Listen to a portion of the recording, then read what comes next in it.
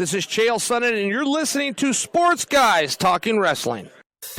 When they're not covering the sports world, they're talking about the world of professional wrestling. It's Sports Guys Talking Wrestling. Now, with Justin Simmons, here's Stu Myrick. Sports Guys Talking Wrestling on the Horn. We are back.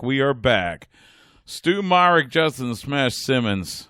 It's been a while. It's been a while. What, 2 weeks, right? Yeah, it's been 2 weeks.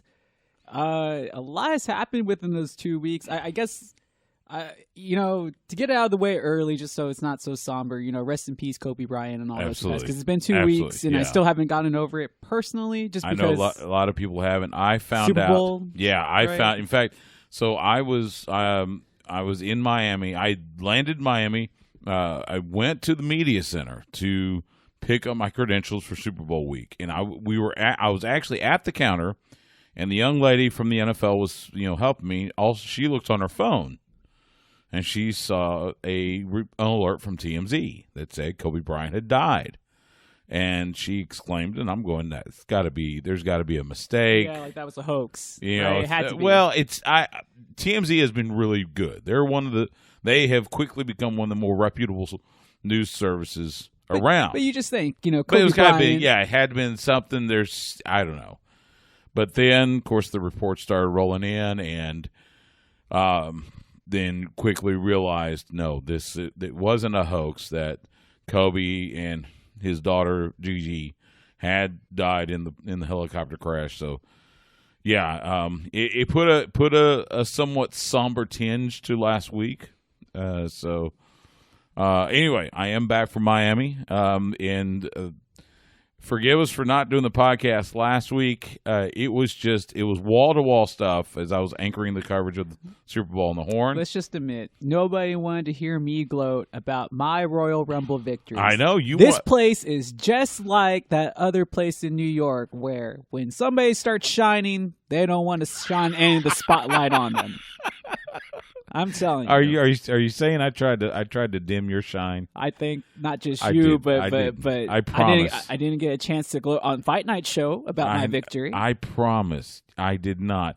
You and Chad Hastings. Is Chad a believer now? Chad, in fact, he was talking about it on the afternoon show last week that he had. That he had won a little money. So I was wondering why we got a few new follows this past week. Okay. So that and some other stuff. We'll get into that. Did you rig it so he would win? You call WWE and tell him, look, I need this to happen. I did not rig it. I had nothing to do with it. By the way, thanks to those that joined myself and Joe Roderick on the Hot Mic app for the watch along. That was interesting. It's kind of cool. We may try that out again sometime. I have to ask you. I didn't double check, but which Rumble did I win? Was it the men's or the women's? You won the women's, right? I've only ever won the women's. I don't think I've ever won. Yes, you won the women's because Chad had 16. That was Drew McIntyre. Yeah. Yes. So you won the women's again. Charlotte Flair. Yeah, Charlotte does it for me, man. She's friend of the show, Charlotte Flair. Man, I owe her a big thanks. Yeah. So I'll pay for the groceries this past week. So anyway, we'll get in some stories and a few other things during the podcast only segment. So make sure you get the podcast via hornfm.com or via your favorite podcast provider. Let's real quick. Your thoughts on Charlotte Flair winning the women's Rumble?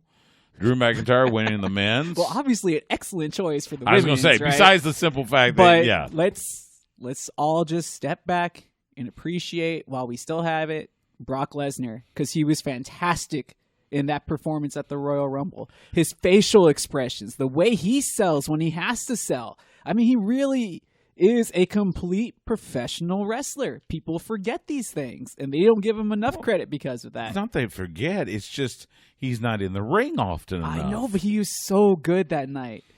And I think that's what really catapulted the win for Drew McIntyre is the fact that he looked like a legitimate threat because Brock Lesnar sold it as him being a legitimate threat. Yeah, I think you're right. And congratulations to Drew McIntyre. I'm really excited to see him and Brock at WrestleMania. If it happens. Assuming it happens. Yeah, we'll have to get to that here in a bit. A couple other things since we were gone.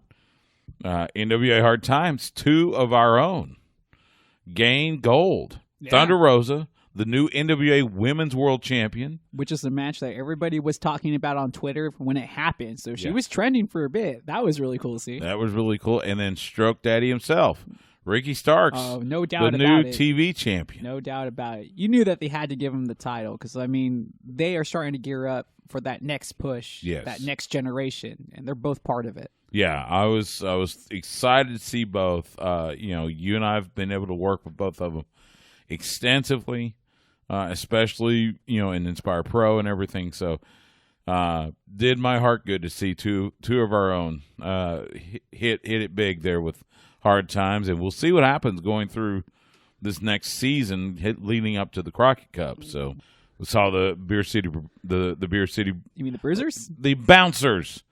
That's who it is. Brawler Malona's Beer City Bruiser, known as the Bouncers from Ring of Honor, show up on Power this week. So that was cool. Yeah. I'm sorry. It's been a crazy week. Let's switch gears to this past several days on WWE. Last Friday on SmackDown, Braun Strowman. That did my heart. Did you see the emotion in his face? Yeah. That was really cool. Finally gets his first singles title, the IC title, beats Shinsuke Nakamura, and you could tell that really, really, really hit home with him. So couldn't be happier for him. Hopefully, this is something he can build on and get back to, that level that he was about a year ago. But I hope that Shinsuke gets to make a run at the top title. I was going to say world universal title. See, for SmackDown, it'd be the universal title. At some point, again, just because he was so close to getting there. I'm still waiting for our first championship winner in the WWE of Asian descent. That would be cool. That isn't Ricky Steamboat. Yeah. And then King Corbin finally got his. The dog food the match with Roman Reigns. It was Roman Reigns and was it Roman and Corbin? I think on SmackDown, Roman won. King Corbin had to eat dog food. That picture with him with his wrists chained to the ring post, and you had Roman and the Usos kind of doing the smiley pose. That was priceless. So did you see him before that or after that? I saw him before that. Okay. Yes. For those who don't know, and if you follow my Instagram at Stu Myrick and Twitter, Roman Reigns and King Corbin were at opening night, what used to be called Super Bowl Media Day at Marlins Park in Miami. Corbin came out, they both played NFL reporter. Mm-hmm. They were working for some arm of Fox Sports. I don't know if it was a local affiliate or I could never find that out, but they were asking questions of the different players. It was Corbin talking to the Chiefs and Roman talking to the Niners. In fact, I'm standing with it was funny. I was standing with Roman Reigns, and he was asking he was trying to get a word in with one of the Niners, and you and I have done this 1,000 times. We kind of know this routine. Yeah. He's talking to the player, and I forget who the player was. He was talking to another reporter, and there's like 4 or 5 lined up.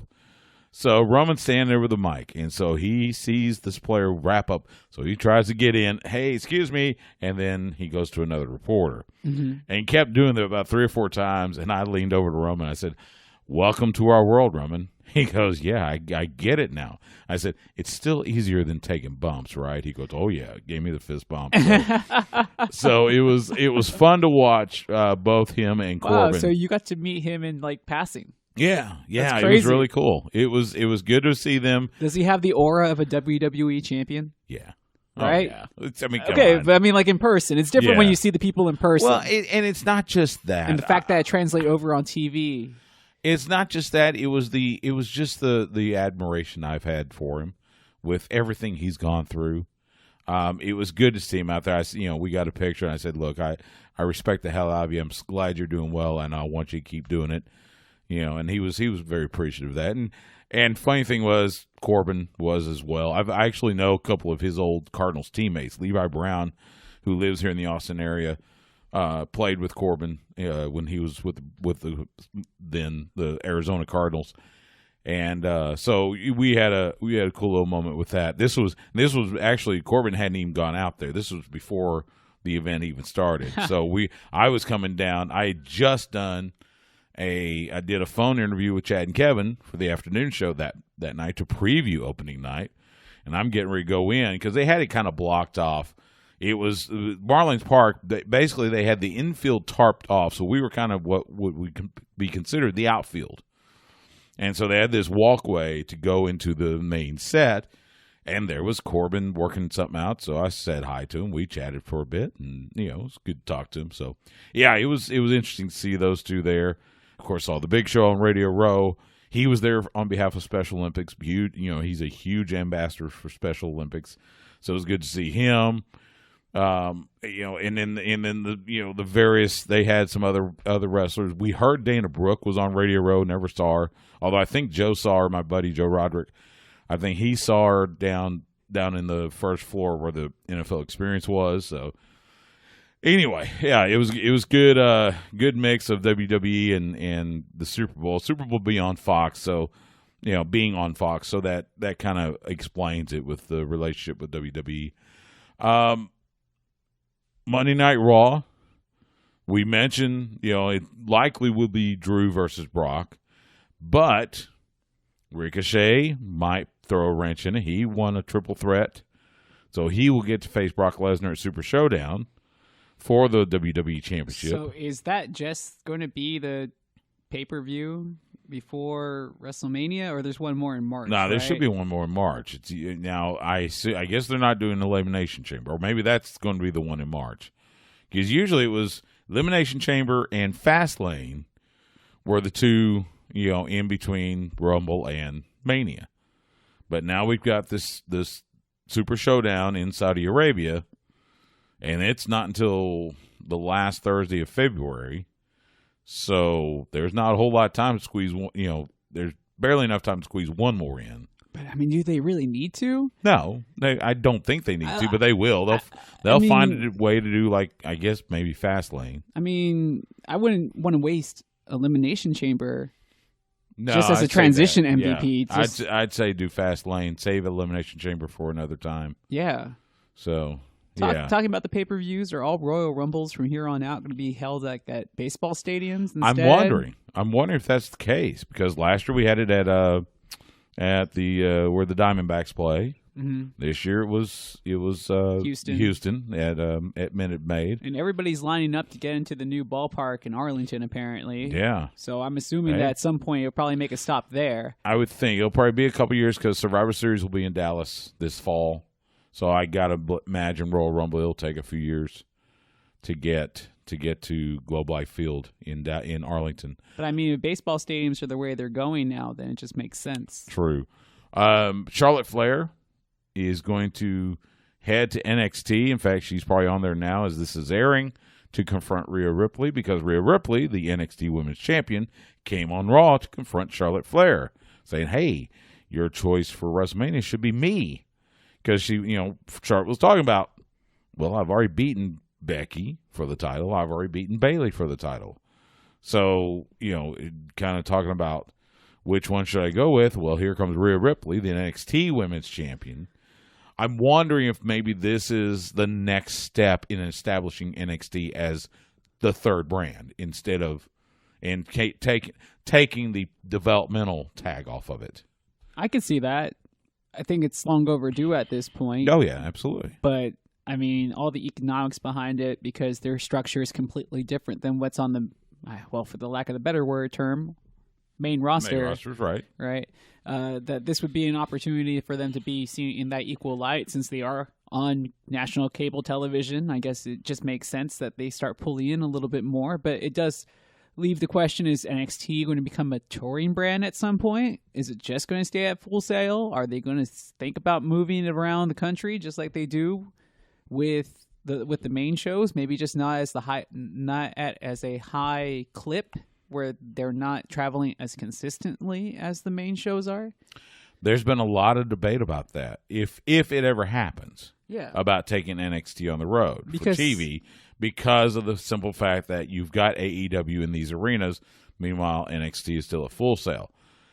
And I'm split. I like the look of Full Sail. I like the consistent crowd, kind of like with NWA Power. Yeah. But at the same time, I get that they want it to look big. They want it to look like Raw and SmackDown. Well, couldn't they just get a bigger place in Orlando? Yeah, wherever this. There's got to be like another place that seats at least 10,000 people somewhere where they can use. You would think it has to be something they can use every Wednesday night, or at least in Florida alone. Yeah. Now if they do something that I would think they'll keep it in Orlando because you also have production costs and everything right. that you have to take into account with a live show on the road. Right, which is again why you would keep it in Orlando. So we'll see. But that is the match I would like to see. I would too. Apparently coming up on this Friday's SmackDown, Goldberg's coming. I mean, good for him. Good for him. We don't know what it. We think it's to set up a match in Saudi. Maybe. Against that would make sense. Somebody, whether it's Matt Riddle. Who? Matt Riddle? Yeah. I doubt that one. I mean, they've been going at it on social media. That makes the most sense. You would think, but my guess it's going to be either Ziggler or somebody like that. Why would we come back just to face Ziggler? I don't know. Why would I mean? I don't even know why they're coming back. Because again, this is SmackDown. SmackDown's had this problem of relying on nostalgia a little bit. But don't get me wrong, Goldberg can go for a few minutes. But it's at behest of the Kingdom, so yeah, that would be my guess. So and I assume this is going to be for Super Showdown. So we'll see. Quickly transitioning to AEW, as we're talking, Cody is going to face Wardlow in the cage. That's one of the conditions for his match with MJF at Revolution. So we will see how we'll get our first taste of Wardlow in the ring. So. At least up close and personal. Yeah, should be. Speaking of AEW, they're coming to town. Dynamite will be at the HEB Center Cedar Park on February 12th for Dynamite live on TNT as well as taping for Dark. It'll be at the HEB Center in Cedar Park, and you get a chance to be in the crowd. You get a chance to win free tickets. Of course, this will be, leading up, be on the road to Revolution. So we'll see what happens with Le Champion, Chris Jericho, and Jon Moxley. We'll see what happens with the Young Bucks. We get to see the natural Dustin Rhodes as well as all the stars of AEW. Head over to hornfm.com. You can get more info, go to the contest page, and register, win tickets. And you could join us at AEW Dynamite on February 12th. If you don't win tickets, go to AEWTix.com. Get your tickets. Come out. Be loud. Show out. Show the world why Austin, Texas is, for at least one night, the wrestling capital of the world. And make the Rhodes boys proud. The birthplace of the Rhodes name. So yeah, this is homecoming for them. It is. It is homecoming. So yeah, make sure you be there. We'll be there. Join us there. We'd love to see you over there. When we come back from this time out, I'm going to let you hear the interview I got to have with the Guerillas of Destiny, live from Super Bowl Radio Row in Miami. Talked to them last week. Had a great time. You'll hear that interview coming up next on Sports Guys Talking Wrestling on the Horn.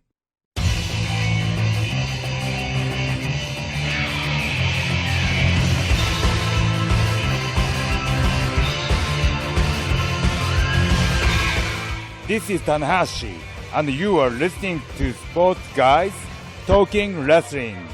Aishimasu!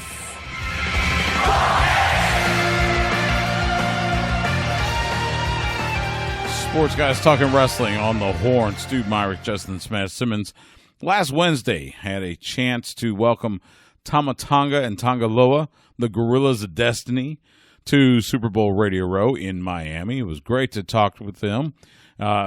had a great time there with them. And so I was able to get them first off because I was the one to help them get on there because they wanted to promote the Bullet Club Beach Party that's coming up in April on WrestleMania weekend in Tampa, as well as, talk about New Japan because they were on tour throughout the Southeast. In fact, the following night, they wrestled near Miami for New Japan Pro Wrestling, the New Beginning USA tour. So had a chance to catch up with them before that. And we started out because as they were coming into the room where Radio Row was held, you could tell they were a little almost awestruck. And I asked them their thoughts on walking into Super Bowl Radio Row. I agreed when you walked in here. Now, you guys have been part of WrestleMania weekend and just finished Wrestle Kingdom with the 2-night event. This is kind of a different level, though, isn't it? Yeah. Yes. Oh, yeah. It's bigger. I think, more. Excuse me. That's horrible grammar. That's okay. Well organized. More organized than when we are part of like Wrestle Kingdom or WrestleMania, especially with as many people that they have here. It's unbelievable. Yeah, about 150 radio stations, and then, of course, all the national outlets covering the NFL. So, yeah, it's a little bit of a thing. Let's talk about Wrestle Kingdom because this year was 2-night event, and you had the title matches. You guys and Finjuice and all the stuff. What did you think of having it over 2 nights? Did you have a feeling one way or another? Just give me your thoughts on 2 nights of Wrestle Kingdom.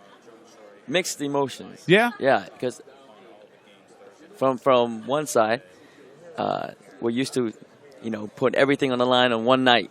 And then the next night, it's the beginning of the New Year's Dash. Right. You start got New Year's Dash, and then you get ready for New Beginning. Right. Yeah.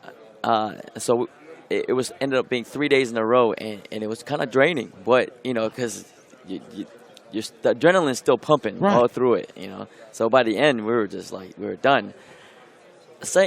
It was Liger's retirement, you know. So I think it was appropriate for a legend like him to have 2 Wrestle Kingdom for him. I was sitting on my couch in Austin, Texas at it was 3-4 in the morning in Texas, and and I the first time I saw Jushin Thunder Liger was, of course, when he wrestled in WCW way back in the day, wrestled Brian Pillman. In fact, I'd seen Brian Pillman Jr. a couple weeks prior, and I saw him, or a couple weeks later in Dallas, and just watching that, and it was one of those things, you go back to that youthful, and just kind of thinking back to everything he did, and then when you guys were in Dallas for the opening night of G1 Climax, and watching him just interact with people and such reverence and awe. I mean, that's you gotta love something like that, right? Right. No, he's legendary, and I hope, especially WWE, I hope they recognize that. I mean, that guy was around the world. He traveled and wrestled in every country possible. And even did NXT. Yeah, exactly. Wrestled Tyler Breeze in NXT. Yeah. So, I mean, he set the standard for the cruiserweight division, the light heavyweight division, whatever you want to call it. He was one of those, kind of like with the Jerry Lynn and Sean Waltman and those guys. He was the one that the guys nowadays, that's what they look at, right? So, you guys, had a title defense. Unfortunately, lost to Finjuice. I know you're going to get it back, but talk about that chemistry with David Finlay and Juice Robinson with you guys. That was a hell of a match, and this was the night before Juice went after the U.S. title with Moxley, right? Yeah. So just talk about that match and how crazy, how it was a Bullet Club match for sure, right? Yeah. It was naturally just a natural flow. We worked Juice so many times this past year, and Finley's been absent because of injury, right? But he's just a natural athlete. He comes from a lineage of wrestling, right? So he was just perfect in there, and those two together have great chemistry. Yeah, and we just put that with me and my brother. It's a nice flow, beautiful flow. I could see that as probably the next good rivalry in the tag team division in New Japan. Don't you agree, Tonga? Yeah, definitely. I mean, Finjuice, they're definitely like brothers. Those guys, what you see in the ring, their chemistry is the same outside of the ring. which I can appreciate. So which makes them a really, really good team. And so when they can, interact in the ring, both outside and inside the ring, I mean, like, you can't go wrong with those two. And like Thomas said, hell of an athlete, naturally, Finley is. And Juice is just hilarious. He is.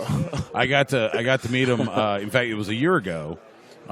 They were touring with Ring of Honor, and they had come through Texas. And this was like a week before I was going to Atlanta for the Super Bowl, and got to know him a little bit there, and talked to David Finley. And just he was funny. And Juice, Juice is just a character on his own. It's amazing. Talk with Guerillas of Destiny, Tama Tonga Tanga Loa here on Sports Guys Talking Wrestling. You've got the New Beginning Tour going on right now. You've got the U.S. leg. You wrestled in Tampa on Monday. Was it Monday or yesterday? Friday. You got a show coming up tomorrow night in tomorrow.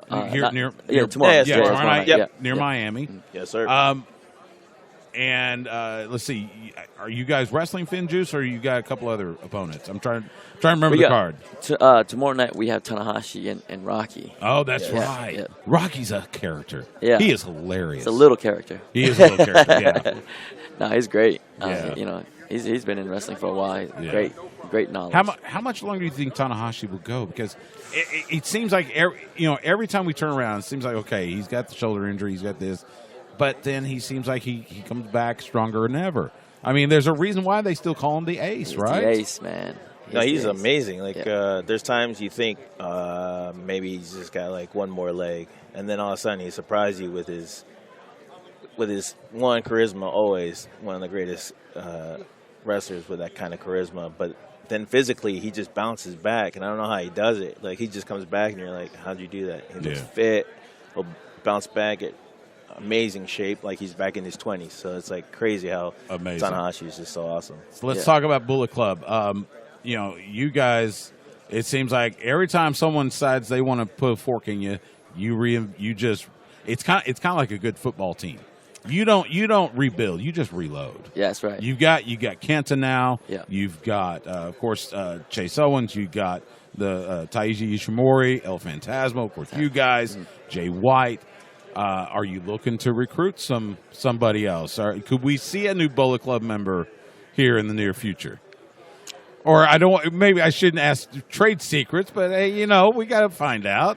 Could Bullet Club be expanding? We're always keeping an eye on the streets. Right. We always.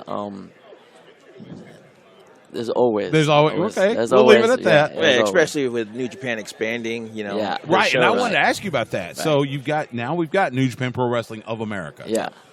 They've got this New Beginning USA tour, as well as you guys. You're going to be on the tour in Osaka and in a couple other places there in Japan. Your thoughts on New Japan expanding its footprint?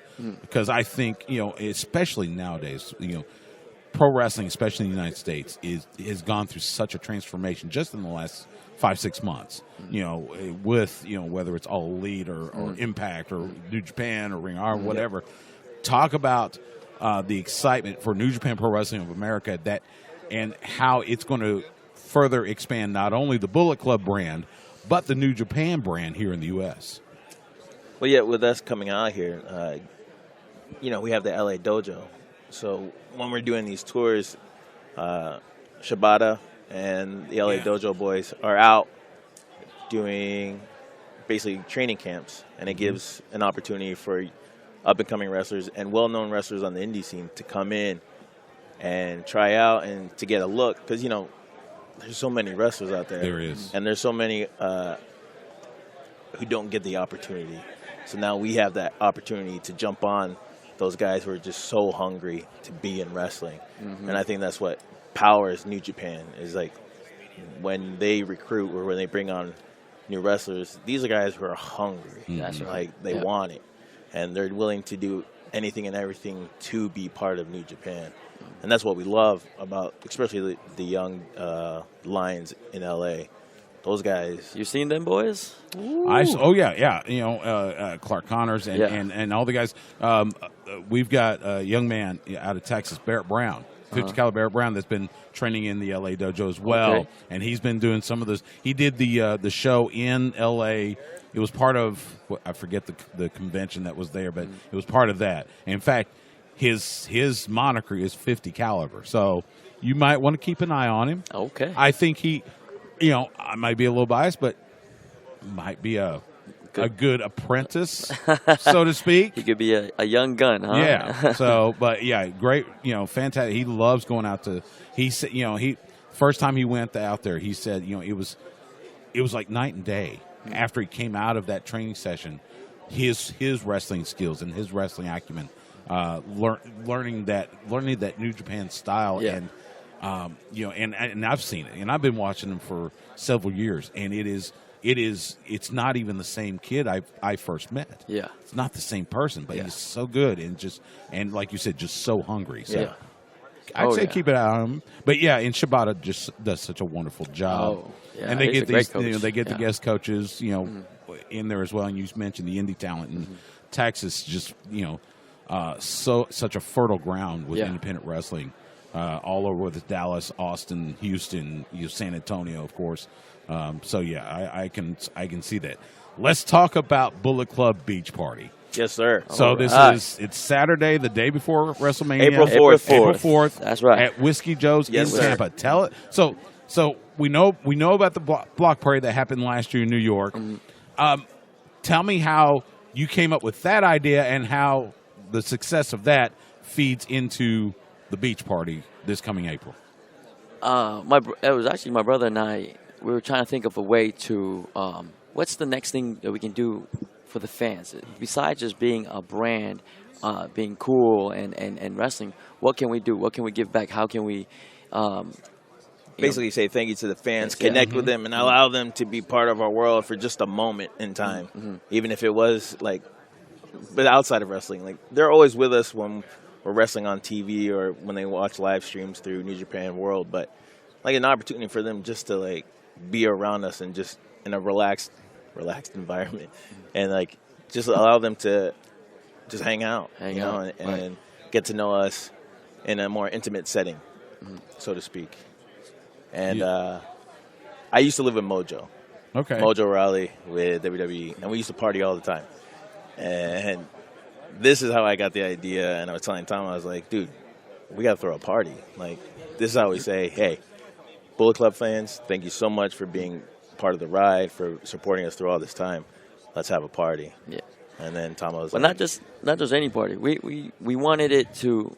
What I learned in Japan, my 10 years in Japan, there's a way of their culture, the way they interact, when they have sponsored dinners or get-togethers, where the wrestlers are interacting with the fans, and we all sit around and eat. And so we took that idea and took the party idea and mixed it in.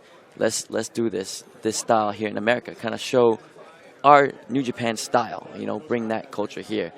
And that's from there, games to food to drinks. Yeah, absolutely. And it's a great atmosphere. It's a very positive wrestling community that we were building and trying to keep building. I mean, that Bullet Club brand is still so prevalent in the United States, and so I can see that. Saturday, April 4th, Whiskey Joe's in Tampa, Florida. How can fans get tickets? 10 a.m., 4 p.m. is the party, just so you know. So get your mind right. That's right. 10 a.m. Eastern. Yes, that's right. They're in Tampa, and tell them how they can get tickets, how they can find out more, because especially it's a beach party. Come on, you're on the beach in Tampa, Florida, in April. Exactly, it's going to be so nice, right? Right. Yeah. So should be a fantastic time. We have a. You can go to my Twitter or my Instagram at Tama Tonga, and I have a link here on my profile. You can click on to get your tickets. We also have a handle for the Bullet Club Beach Party, block party that you can go to find. And just search Bullet Club Beach Party. That's right. And you'll find it, So should be a fantastic time. Before I let you go, let's talk future. I know you guys are looking to get a 6th tag title reign. Has there been any thought about, we know Jay White wants the heavyweight title or the Intercontinental title. Has there been thoughts about maybe one of you going for a singles title? I'm pretty sure we both thought about it. Every once in a while I think about it. But my main concern is always about eating something. I'm always hungry, so right. I rarely ever think about Yeah. At the beginning, yes. But ever since my brother joined us in New Japan, my primary focus has been tag team, and where I think tag team divisions is lacking still in New Japan, that I would like to build that into something bigger. Right. You know, so yes, there's sometimes thinking about that, but I'm more concentrated on the tag team. Yeah, well, it's funny you say that because you said tag team division is lacking, and still, I think it's still among the best divisions in wrestling. There are several promotions, including the biggest one, that could learn a lot about doing tag team wrestling, and I'm a big fan of tag team wrestling because I grew up in the '80s, so I grew up in the days of the Road Warriors and the Rock and Roll Express and the Midnights and the Fantastics. And I saw how big they could get. Yes. And animals become a friend. Yeah. And learn it. And Ricky and Robert gotten to meet them a few times. And of course, Texas, the Von Erichs. They were always a threat for a tag title somewhere, whether it's tag title or 6-man tag or whatever. So I think tag titles, it's one of those things. Tell everybody how they can find you guys on social media. So Tonga Loa, NJPW, that's the both Instagram handle and the Twitter handle. That again is Tonga Loa, NJPW for both Instagram and Twitter. And Tama? You can find me at Tama_Tonga, at Tama_Tonga on Instagram and on Twitter. They are the 5-time IWGP Heavyweight Tag Team Champions, New Japan's biggest stars, and Bullet Club through and through. Bullet Club for life, right? Tama Tonga Tanga Loa, the Guerillas of Destiny. I'm glad you're keeping count. I didn't know it was 5 times. Yes. Well, we try to keep stats, and that's one of my favorite things about New Japan. Yeah. They love the stats. Yeah. I'm huge on stats. Tama Tonga Tanga Loa, the Guerillas of Destiny. Thank you guys so much. Thank you for having us. We appreciate it. As I said, it was a lot of fun to talk to the boys, and of course, a few nights after we had that interview in Atlanta, they did, in fact, regain the IWGP Heavyweight Tag Team Championships for a 6th time, defeating Finn Juice in Atlanta during the New Beginning USA Tour. So congratulations to Tama Tonga Tanga Loa. I hope maybe I had something to do with it. But anyway, it was great to chat with them. A lot of fun, and hope their Bullet Club Beach Party is a huge success. Again, as you heard Thomas say, go to his Twitter timeline at Tama_Tonga. You'll see the details in the profile. I think there's even the link to buy tickets, and you can be a part of Bullet Club Beach Party in April there in Tampa.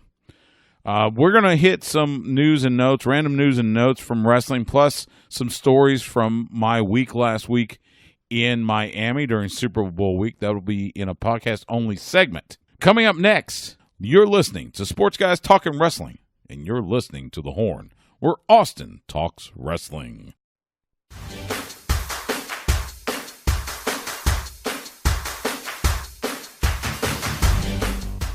Hey, you guys, this is 6-time WWE Women's Champion and country music recording artist Mickie James, and you're listening to the Sports Guys Talking Wrestling.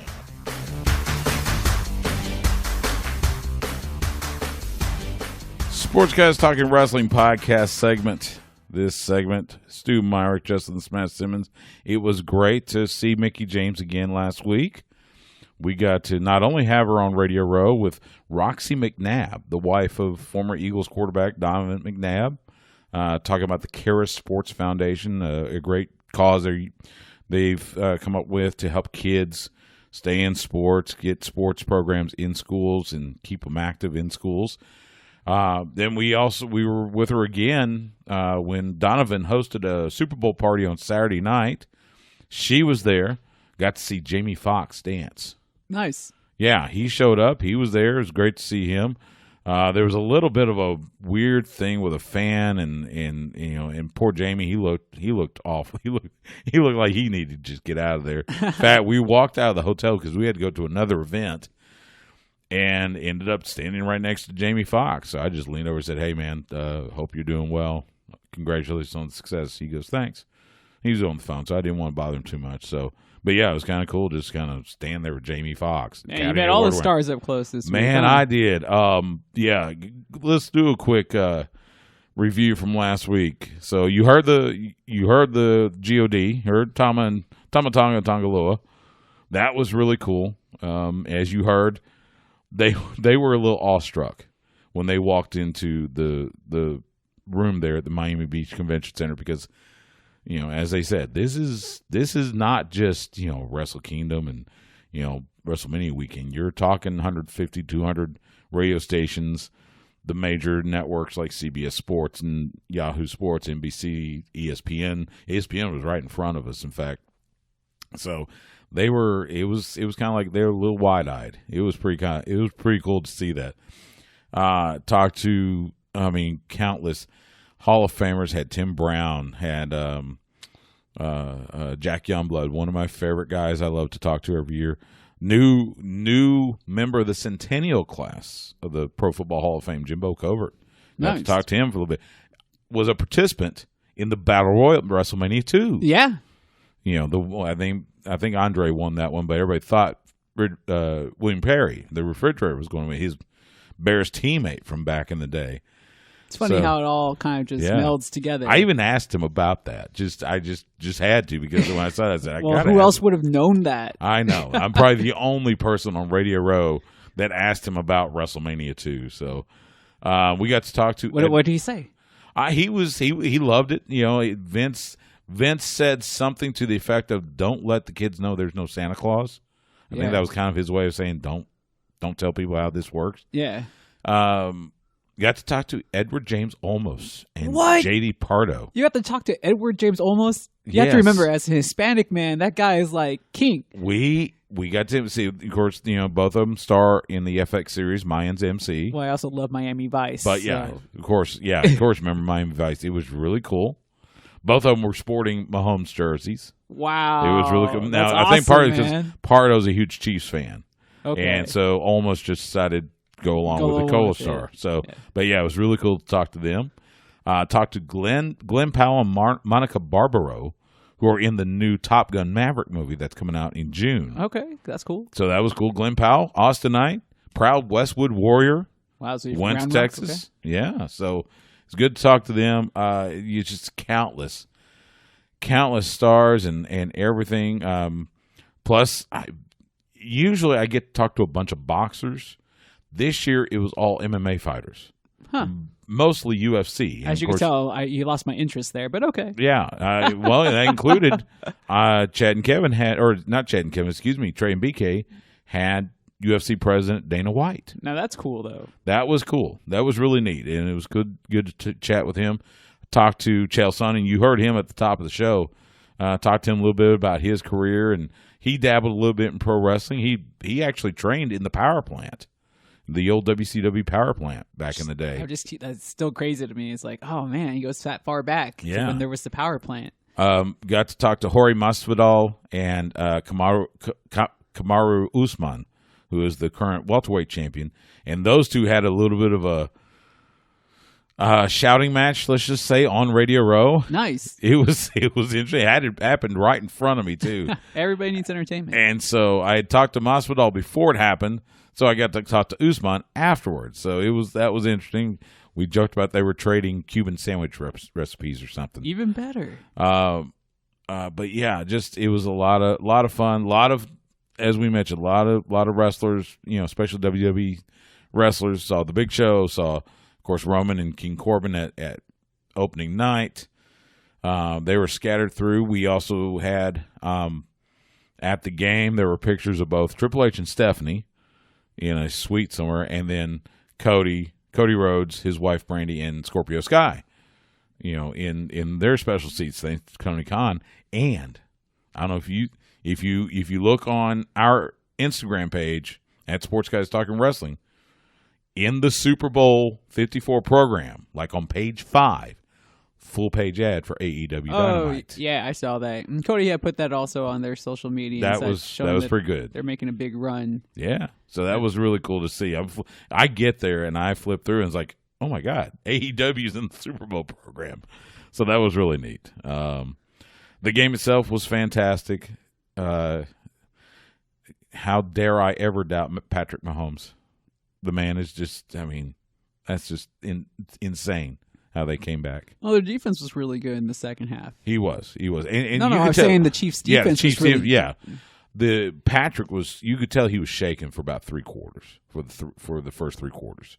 He was just off. Wasn't getting a lot of protection. He was scrambling a lot, throwing off his heels. But then that fourth quarter hit, and it's like a switch was flipped, and boom, there you go.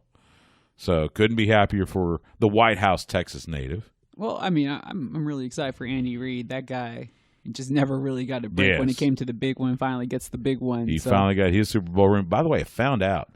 So I'm at Lee Steinberg's Super Bowl party on Saturday. Yeah. And Lee Steinberg is the agent for Patrick Mahomes. So Patrick Mahomes' father was there, who played baseball, played for the Mets back in the day. Mm-hmm. So I talked to him a little bit, and I get to meet his fiance. Nice. Except I knew his fiance. She and I went to high school together. She was a year ahead of me. You mean the elder Mahomes' wife? Fiance. Apparently, they're going to get married. Oh, okay. He's remarrying somebody. Yeah. Okay. So yeah, that was really that was weird. I was like, oh my God, I know you, and we're going, oh my God, we're both Glaywater alums. She goes, yeah, I was 85. I said I was 86. We knew, yeah. So that was kind of surreal. Yeah, it's funny how it works around that way, isn't it? So yeah. By the way, so it was just fantastic. So I'd hook it up with some of those Kansas City tickets later on. Yeah, no kidding. For real, right? No kidding. Or just say hi to Patrick once in a while. Yeah, can we get can he just record a clip? This is Sports Guys Talking Wrestling. Did you see the picture with the belt? Yeah, that was pretty good. I heard somebody say they should, in fact, I think it was Eddie. It was Eddie Cross? Eddie Cross from Fight Night ATX saying it should have been the red strap. I'm going, no. Oh no, it definitely should. I mean, I get that, but it's the world title. I would love to see the red strap though. Yeah, but that's okay. That's okay. That's okay for you. I think Patrick is okay with it as is. So, so that was cool. To see him with his belt. A few little nuggets here. Congratulations, Brody King re-signing with Ring of Honor. I got a feeling this might be Ring of Honor's kind of renaissance. This is kind of that's something they're coming back up. I've been talking about that for like the last couple of weeks. We've talked about it, and especially now with they've renewed the relationship with the NWA and with New Japan. Yeah, it's like everything's back to normal. So and they're resigning talent. They got to keep Marty in some way or form. Yeah. So and the wrestling product itself has kind of settled in where you can tell now the new guys are kind of established. You have the big re-signings like Bandito and all those other guys that they had before. This looks like a very promising time for ROH. And they got the new TV deal. They're now on all the Fox Sports regional networks. I gotta imagine those are going to get rebranded here soon now that they're owned by Disney. Yeah, it's like, what could they possibly be called? I don't know, unless you say ESPN Regional or something. I don't know. Because even Fox, the other portion of it rebranded, and they already rebranded the studios. It's just like 20th Century Films now instead of 20th Century Fox. Right. So, speaking of Ring of Honor, they've announced for Supercard of Honor, April 4th in Lakeland, Florida, Dan Moff and Jeff Cobb teaming up against Kenta and Taiji Ishimori from Bullet Club. That'll be an interesting match. I was going to say, there's going to be a lot of pain.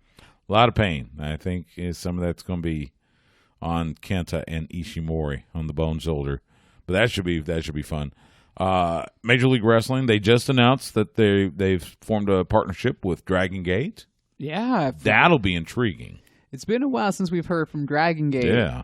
Or at least at a bigger level, because back in the early 2000s when I was working back in the day, like Dragon Gate and Chikara were a couple of the bigger independents that you as a wrestler would have wanted to have worked in order to get some spotlight, in order to get seen a little bit more. Mm-hmm. And then all of a sudden Combat Zone start kind of getting a little bit bigger, and then Pro Wrestling Guerrilla, and then it just kind of exploded from there. And then those guys kind of fell, I wouldn't say by the wayside because they're still important, but they weren't the top places in the independent scene anymore. Right. Well, and Dragon Gate, kind of sequestered itself to Japan, because I know Larry Dallas, that used to do a lot of stuff with Evolve, does this English commentary for Dragon Gate in Japan for some of their shows. So it'll be interesting to see. Very intriguing.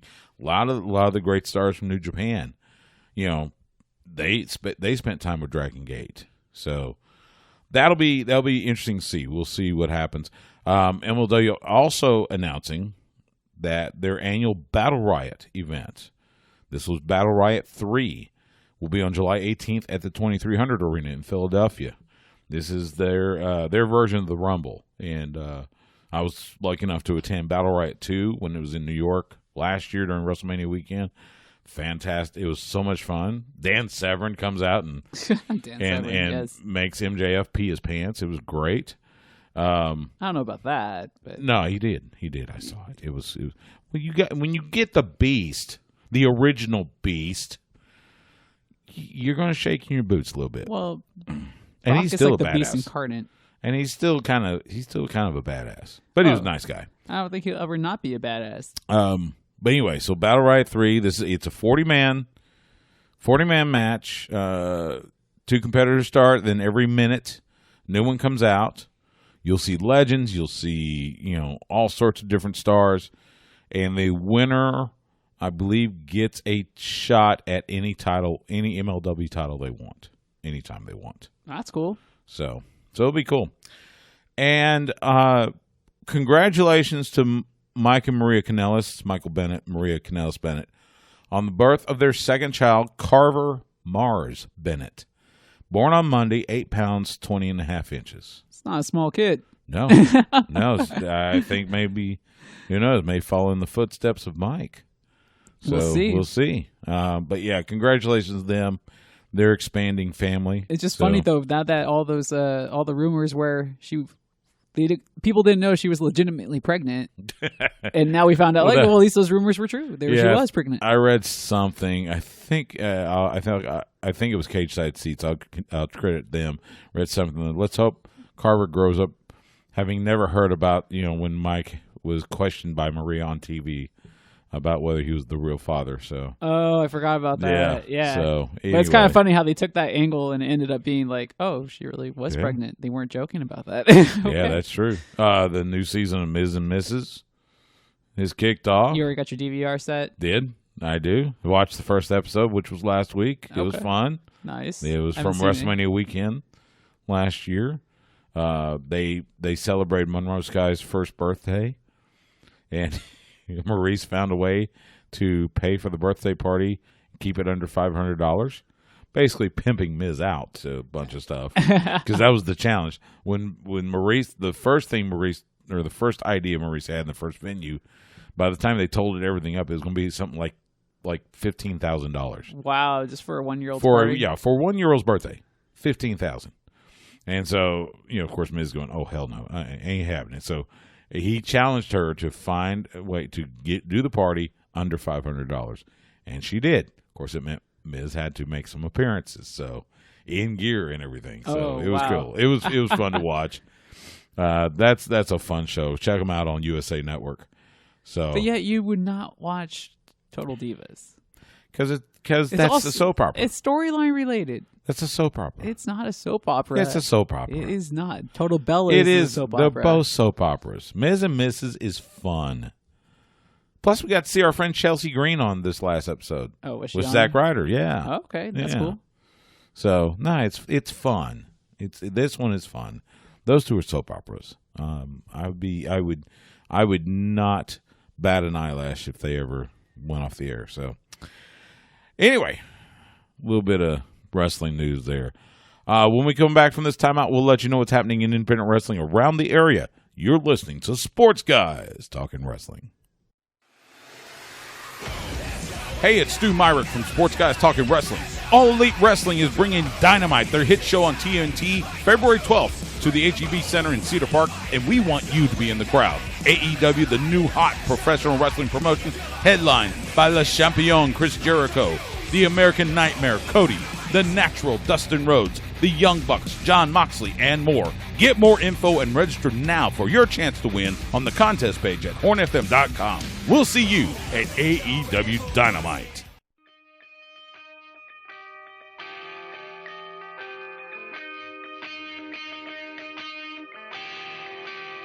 So ride! If you don't know, you should know. This is the Bear, the final boss, Ruthless Ryan Davidson, and you are listening to Sports Guys Talking Wrestling.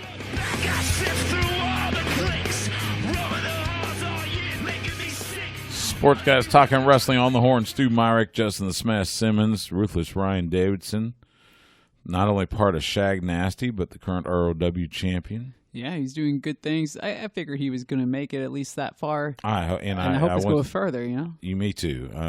Believe it or not, he's actually a really decent guy, and I root for him quite a bit. No, he's a really cool guy. Yeah, he's awesome. He's awesome. In the ring, though, I wouldn't want to have to go against him. Oh, Lord, no. He brings pain. I'm glad he's a friend. But you know what I have to admit is that his theme music goes for him. It works with him well. I hope NWA kind of takes notice and maybe goes back to Into the Fire. I really do want him to. I kind of do, too. I'll be honest. I like Into the Fire better. We've got some wrestling happening this weekend. We got to tell you all about it. And we are going to start with Fearless Pro Wrestling presents Fearless Pro Live. It'll be Friday at the Texas Beer Refinery in Dickinson. Bell time 7 p.m. Brett McKenzie, Dirty Eddie Dalton, Sprida, Steve DeMarco, and more. That's Fearless Pro Wrestling. Friday night in Dickinson. DFW All Pro Wrestling presents Now Hiring.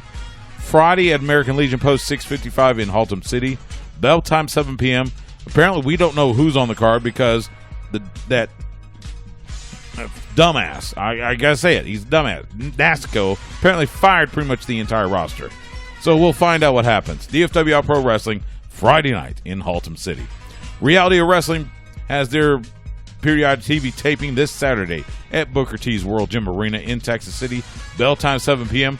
Besides Ruthless Ryan Davidson being there, Fly Death, Hyon, and Nobi Bryant, the legend himself, the Hall of Famer, Booker T, stepping back in the ring. I heard about that. So, huge doings at ROW this Saturday in Texas City. And then North American Wrestling Allegiance presents the Killer Class Reunion Saturday at the Chautauqua Auditorium in Waxahachie. Doors open at 6 p.m. This is a benefit to help the legendary Killer Tim Brooks in his fight against cancer. Among those scheduled to appear, Big Daddy Yum Yum, Dirty Andy Dalton, Black Mark Jr., and more. I think I saw our friend Tigress Lords will be there as well. Nice. She's one of his students. So check out North American Wrestling Allegiance Saturday in Waxahachie. Help out Killer Tim Brooks. That's a look at independent wrestling around the area. Make sure you find some near you that you can go to. Support independent pro wrestling. I think I saw Lions Pride's doing something in Bryan Friday night as well. There's several cards, so go check them out. Independent pro wrestling. Support independent wrestling. Yeah, wherever it is. Because you just never know when the stars of tomorrow, like when you'll get a chance to see them in like these intimate venues again, because you hear it from us all the time.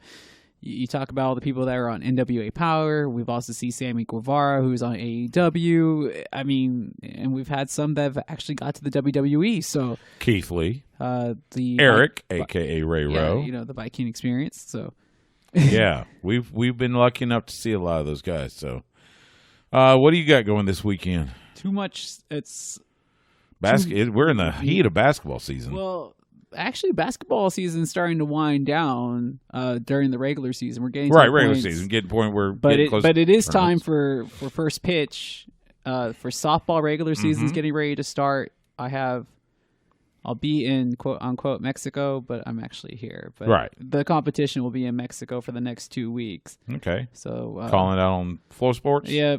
So okay.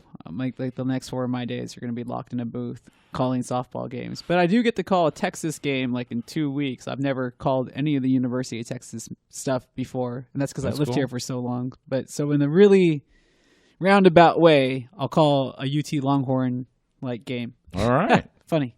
Interesting. I think the bat is still airing Longhorn softball, but I could be wrong. I know they air Longhorns women's basketball, so let's see. This weekend I don't really have much planned. I'm gonna head down again, huge thanks to Moonshine Ridge Distillery for helping me out with my trip down to Miami for the Super Bowl. Great folks. By the way, Rod Woodson came by, the Hall of Famer from the Steelers, and I had this bottle of bourbon of their burnt oak bourbon, and he was enamored with it.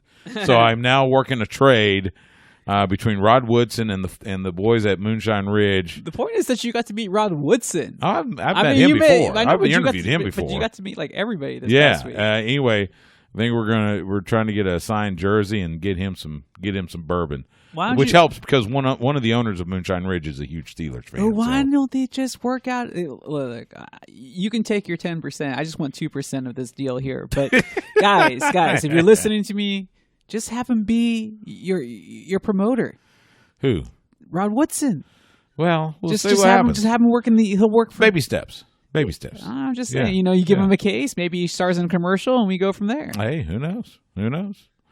Anyway, so I'll do that. Who knows? I may head down to Texas City, see Booker T step back in the ring. That could be interesting. Do you realize how many miles you just traveled like last weekend? Yeah. All right, man. I'm just letting you know ahead I know. of time. Oh, I know. Believe me. I'll be incapacitated doing work anyways. Yeah, but still, that's a long. It's not the longest travel, but it's a good amount though. Yeah, I get you. Believe me. By the way, don't forget AEW Dynamite coming next Wednesday night. So while we're on the air, we'll actually be at the HEB Center, Cedar Park. So say hi. So come say hi. You can be there too. Go to hornfm.com, hit the contest page. You'll see the ad there. Register to win. You could win tickets to go see AEW Dynamite next Wednesday at the HEB Center in Cedar Park. And yes, we'll be there as well. And that'll do it for Sports Guys Talking Wrestling for this week. Are you going to take your 8x10s? Sure. You have a merch table, right, that we can use? If you want a picture of me, I'll gladly give you a picture. That's no problem. You can follow Justin the Smash Simmons on Twitter, Instagram, and Twitch at The Smash Simmons. You can follow me on Twitter and Instagram at Stu Myrick. That's STEW MYRICK. You can follow the show on Twitter at SGTW You can find us on Facebook and Instagram at Sports Guys Talking Wrestling. We're proud to be the official broadcast partner of the Professional Wrestling Hall of Fame, and we're proud to be part of the great lineup you hear every day. On the flagship station for the Texas Longhorns, we are The Horn. Catch us Wednesday nights, 8 p.m. Central on The Horn, or catch us anytime on demand by going to hornfm.com, click on the On-Air tab, or by subscribing to us on your favorite podcast platform. Our thanks to the Guerillas of Destiny for joining us, and our thanks to you for giving us a little bit of your time tonight. For Justin, I'm Stu. We will see you at the matches.